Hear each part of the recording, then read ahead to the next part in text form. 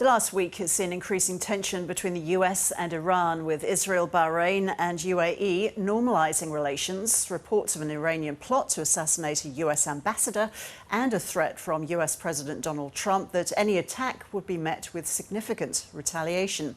During the Trump presidency, threats haven't been hard to come by, and yet so far, despite fire and fury rhetoric, the US has not entered any new wars.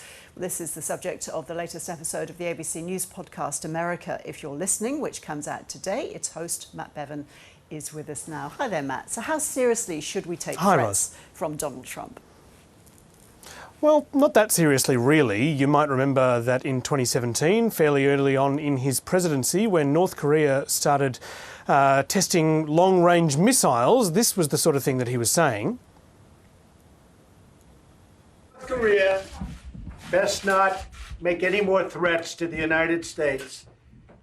They will be met with fire and fury like the world has never seen. After that, North Korea did make a number of very serious threats to the United States, but almost exactly a year after he said that, he was talking about the beautiful letters that he had exchanged with the North Korean leader Kim Jong-un, and apparently how they fell in love, and apparently Kim Jong-un was telling Donald Trump his deepest, darkest secrets. According to the recently released new Bob Woodward book, Rage, Kim Jong-un had told Donald Trump about the way that he had done away with his uncle, who had challenged his leadership. Apparently, he gave Donald Trump all the details, the gruesome details of what happened there. So it's a long way from fire and fury in terms of North Korea. But additionally, on Iran, Donald Trump has made a number of very serious threats against them, which haven't come to anything so far. Close calls have there been, Matt? Well, primarily the close calls where, there were descriptions of the US being at the brink of war with Iran came in the middle of last year. Throughout the North Korea crisis in 2017, Trump was surrounded by a group of advisors who were jokingly referred to as the axis of adults. They were more in favour of diplomacy than shooting things.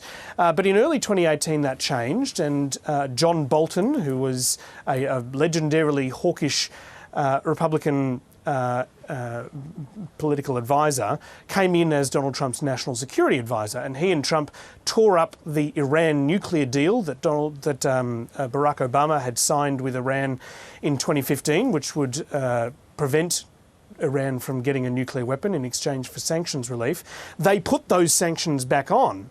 But the problem with that relationship between Trump and Bolton is that they had two very different motivations and two very different objectives. Trump very much wanted to try and force Iran to come to the negotiating table so that he, the art of the deal president, could sign a new denuclearization deal with them, whereas John Bolton is very much of the opinion that there is no deal that can be made and that the only solution is that Iran the regime in Iran be dismantled and destroyed. The behavior and the objectives of the regime are not going to change, and therefore the only solution is to change the regime itself. And that's why before 2019, we here will celebrate in Tehran. Thank you very much. By the middle of 2019, Iran was under significant pressure and started shooting things. They blew a $200 million US spy drone out of the sky, and Bolton and his allies in the White House took to Trump a retaliation plan where they would bomb 3 Iranian military sites. Trump signed off on that, which potentially would have sparked a war with Iran. Because it was, a level of aggression between the US and Iran that has not been seen in many decades. But according to Bolton's retelling in his recent book, someone went into the Oval Office and told Donald Trump that if he did that, then 150 Iranians would die.